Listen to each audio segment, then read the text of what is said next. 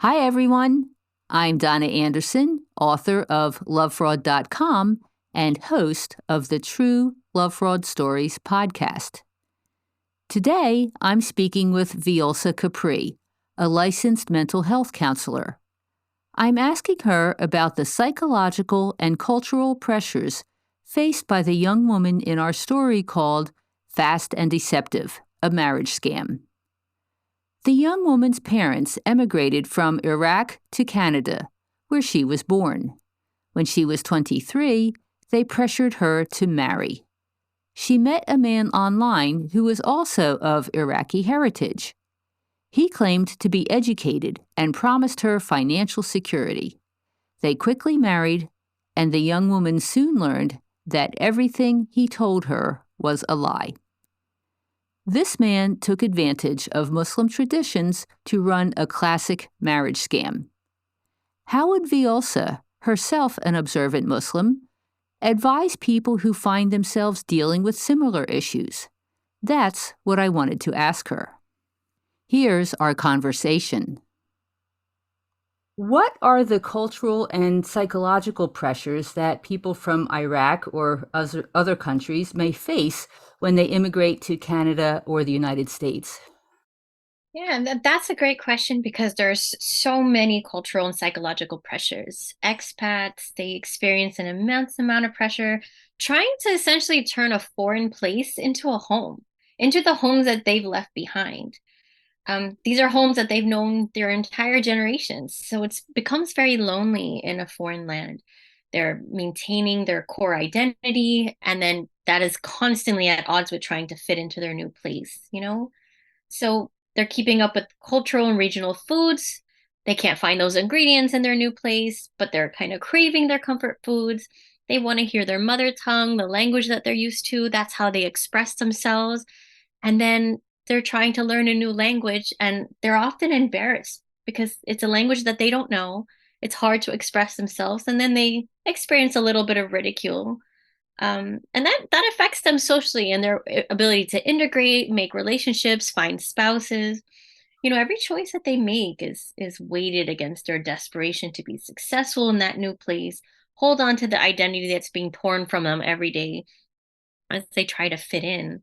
And part of making that foreign land a home that they recognize is putting roots down. And for people from Muslim majority countries, putting roots down means getting married and having children. Um, but how do they do that in a place where they don't know anybody? And that's where those pressures really start to squeeze them. So, what cultural and psychological pressures do children of Iraqi or Muslim immigrants face when they're born and grow up in the United States or Canada, and it's a different society than their parents grew up in? Right, absolutely. When you look at how children develop when they're expats and children of expats, their pressures are no different from adults, with one major difference. They are not in control of how their difficulties are dealt with. It's not up to them. And that can leave them angry, feeling unheard, isolated, ignored. They're being told they're being bullied by their classmates. They're being treated differently by their teachers. But at home, parents don't have the same experiences that they do. So they don't even talk about it often. Just even in our clinic, we see that as a huge issue where the parents don't recognize those fundamental growing up experiences that they had back in their own hometowns, in their own countries, that their children are trying to reconcile in their new schools, a culture that people don't understand. They make fun of the food in their lunchbox. They say that their clothes smell like spices that their homes normally smell like, that they've never experienced before. They have funny accents. Their mom comes in traditional clothes to pick them up. So there's a lot of ridicule and pressures and just reminders that they're different, something they don't have experience with their parents. Okay. So, in the story that we're talking about, the young woman was 23 and pressured by her parents to marry. So, what advice would you offer to someone in her situation? That I feel like I'd be at loss if I didn't explain that pressure. The pressure is both to marry it's a cultural and religious expectation. You're responsible for ensuring the survival of your group and your lineage. And Muslims are also commanded by religious customs that serve to preserve their decency and give meaning to their life, to get married. Uh, in order to meet your creator, when you're a Muslim, you want to be in the best state you can be. And the purpose of marriage is really to bring you to that state by giving you companionship and trials and a comforting learning space to kind of be who you want to be. And so the advice that I would give to someone who is being pressured to marry is to not do it alone, to utilize the same customs that her own parents would have had, which is you letting the village help you in that process, which is the process of most Muslim majority cultures, is that the network of your community helps you in your spouse choosal, proposal, and marriage situation. So, how does that work? Can you explain a little bit what happens in a traditional culture? Yeah, so it kind of feeds into the idea of arranged marriage because arranged marriages are common to many cultures even today, not just Iraqi or even Muslim ones.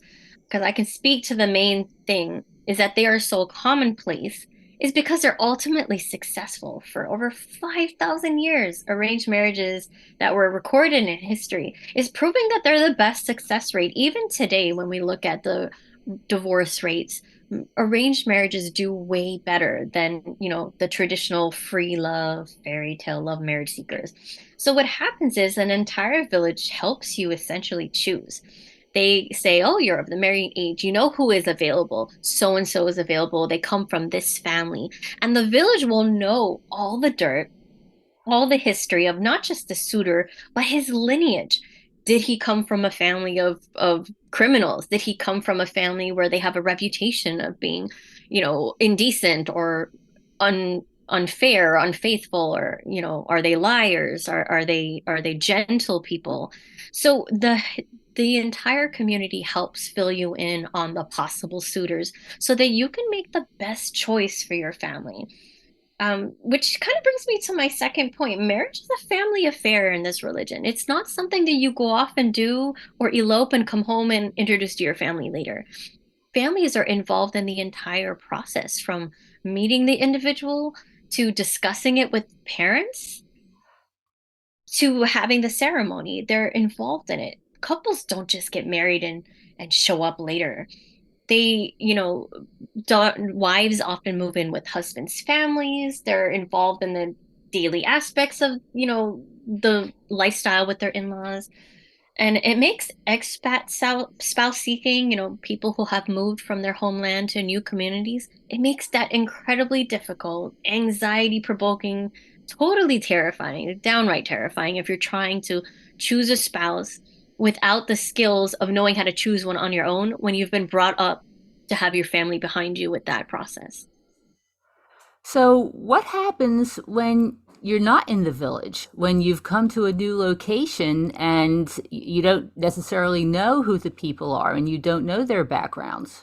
Well, besides being totally terrified, you have two options. You can have an arranged marriage where your family picks one from back home and sends them over, he or she over, or you start trying to create a tribe for yourself in the new town that you're in, which means now you got to find out where the rest of folks like you are hanging out, go to the religious community centers, go and meet people, figure out how can I make relationships where they trust me enough to tell me the truth about a suitor, because you're like fresh meat, right? You're in town, you don't know anybody. They notice you. They say the first question is always, are you married? Why? Because it's the tribal mentality of, oh, this is another available person to put in our pool.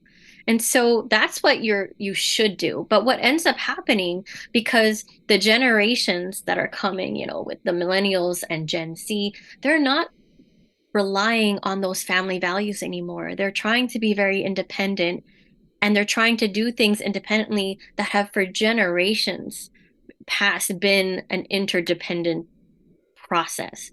And they're going online, they're meeting people at work, and they're essentially just going out as wolves, amongst the wolves as a lamb. And that's what happens. And that's where you hear some of these stories because you don't have the backing of an entire community helping you make that choice. So then, what would you say are the pros and cons of an arranged marriage tradition in a Western society? They add an entire support system.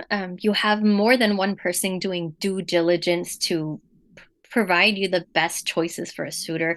And the choice is not just for you as an individual, it's for your family. Someone that's going to work well with your family dynamics, and your family customs. Someone that's going to, not cause too many waves and not try to shake it up in a negative way. Shaking up in a good way happens all the time, but not in a negative way. We want to avoid that. There's a predictability to this institution with marriage when you have that process. And you share that blame, you know? If something goes wrong, it's a shared thing because we did this together. So you socialize the benefits, but you also socialize the disadvantages as well. So when a woman's husband, and I'll speak about women who meet male predators, although I imagine that there are also female Female predators that are predators, attracting definitely. men. I was just about to correct you and tell you it is not one-sided. Right. Well, I've certainly found that in all of the cases that I've seen. But anyway, so if the a marriage partner's spouse turns out to be a cheater or abusive, how does this affect the entire family? The entire family is devastated because there is a there is an idea that transcends religion into culture, but I'm going to use the religious context because I can paraphrase it. I don't want to say quote, but I'll say paraphrase, which is if your friends are into things that are bad, it's almost like playing around a fireplace. There's soot in the fireplace, that dust, that black dust. And so when you associate yourself with people who are not, grade A individuals, that dust transfers to you and you essentially are tarnished just from the association. So it affects the entire family because the whole family loses, right? There's reputation at stake. There's a loss, that joy of connecting tribes, connecting families. You double the size of your family, you double your wealth, your social support system, and then they essentially lose that. They lose all of that. And they all lose it together. So there's a not just the bride or the groom suffer, but the family suffers as well because we socialize the gains. So if your daughter gains, mom gains, we're happy for each other.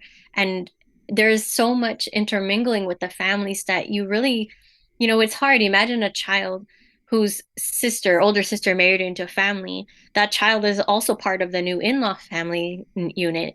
And so they gain new cousins who maybe they have great relationships with. They gain a new aunt and uncle who takes them out and is just a new support system. And then if things go awry, they lose all that immediately. It gets taken away. And how do you just close the door on a relationship you've been building in a new marriage? Everybody loses. Okay, so the woman only saw this man two or three times before they got married. She was in Canada and he was in the United States. And on the second visit, he sexually assaulted her. So the woman was embarrassed and felt like she had no choice to go forward with the marriage. So, what advice would you offer to a woman in this situation? And these incidents are definitely falling into the clear warning signs for both Western and Eastern individuals. Personal safety is your priority. So no matter where you are from, what religion you practice, what cultural, traditions belong to you, your personal safety is incredibly important. Muslim culture in general condemns this kind of thing adamantly to the point where if you were in a Muslim country and individuals in the town witness someone assaulting a woman like on the side of the road, the crowd would essentially beat that man senselessly and swiftly. Like there wouldn't be any time wasted because it is such a disgrace. Women are to be protected, and that is actually religious norm for Islam. Islam gets a really bad rap because you only hear the wild stories that come out. It's a heuristic. You just hear the wild ones, but that's not the norm. Those are just odd outliers that happen. Culturally, it's probably going to be condemned in most cultures as well because Muslims prize decorum, hospitality, the protective nature of women. So these are things that, you know, if you think about the advice that you'd want to give someone, it would be personal safety, so much so that their religion and culture would back that up. And oftentimes they're just so alone. You mentioned this individual was in Canada alone trying to find a spouse. Who does she go to? Who does she doesn't even know who to tell. There's no tribe. And there's also a poor understanding of her personal boundaries and sense of safety because it's just never been taught and she's never had, those independent experiences yet. These are her first ones. Normally those things happen and if you're still, connected to your tribe family in the town that your family is in, you have everyone there to help you move to your next step, file a police report. The family usually ends up, like I said, if someone assaults you in the street, the community is going to take care of it pretty quickly. And my advice would essentially be put distance between her and that individual. Seek medical care, therapy, and law enforcement as soon as possible. Oh, okay. So in this case, the woman was married for almost 6 years and had two children. And then in the meantime, her husband was taking out credit cards in her name and running up debts, which he did not pay off. So she escaped and did go back to her family in Canada. She had been in the United States and went back to Canada. So, what psychological or cultural issues do you think this would cause? Man, that's a sad story. Definitely. I hate to hear things like this happen. As I said before, when a child has a failure of the marriage in this sense, or she's been abused in this case, for example, and has to go back home, everybody truly loses. And there's a great deal of shame that we have to talk about when we talk, even though if the family is losing, there's still that great deal of shame in returning home with your tail between your legs. Not because your family won't welcome you back with open arms and support you, but because many cultural traditions, not religious, we have to separate the two, but cultural traditions, they treat divorced women like damaged goods. And this is not all families, but this is a stereotype that is predominant because it does continue to happen even today. You'll hear of rogue circumstances where a family didn't take a bride back, but most families do provide that utmost support. Unfortunately, they do feel ostracized from, outside of the family social scene. And that ultimately lowers their remarriageability when you say, oh, so and so was divorced and they went through all this. And no one wants that bad luck, is what they would call it, or that bad reputation to be associated with them. Remember, we're talking about that suit, right? From the fireplace. You're just trying to put distance between you and something that is negative. Now, religion completely condemns this, and we have a ton of examples from it, but the the cultural traditions do put those pressures. And the children suffer the same pressures that they suffer in an American situation when there's a divorce. But they probably do better than their American counterparts because of the extended family that they do go home to, right? They're not just sitting with a struggling single mom. Mom generally goes back to her family, and then you have your village support again, financial support, child care, emotional support for everybody, and then that familiar environment so that you're not growing up alone. You go back to where there's comfort. Okay. So does Islamic psychology and or scripture address any of the issues of this story? And if so, how? Yeah, definitely. So Muslim marriage is a way to help polish your inner mirror, right? If you think about polishing a mirror, you are rubbing it to get any of the fingerprints off a mirror. And if you're polishing, you know, metaphorically your soul, sometimes it's going to be a little irritating. And it's the most intimate relationship. That's where that happens in a marriage, where someone you have that compassion and love, so you can very compassionately help people, raise their standing and be a better person. And so we have a lot of benefits that, Islamic psychology and scripture provide you in terms of rules and regulations. The Quran, which is the Muslim book, the equivalent of the Bible to Christians, the Quran is to the Muslims. There's actually an entire chapter called Anisa, and that gives you rules on how to deal with marriage and divorce so that it's very clear to everybody. Um, when you look at the issues that are involved in this story, they would be condemned by every single rule from the Quran. Every single one. It addresses the safety of women first and foremost. Islam was the first to end female infanticide, a growing trend in Asia and Saudi Arabia and everywhere in the Orient, everywhere in the Middle East was doing this. And Islam stopped that. It was the first group to come on and say, no, that this is not right.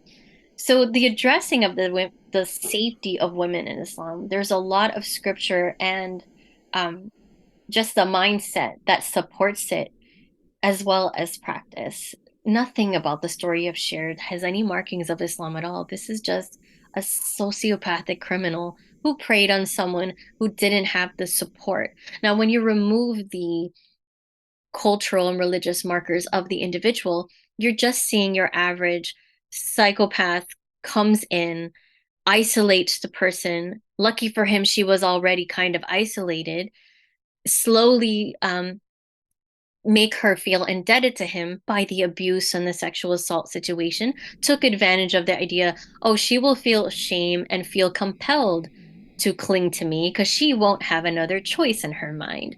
Now he gains control, he gains access.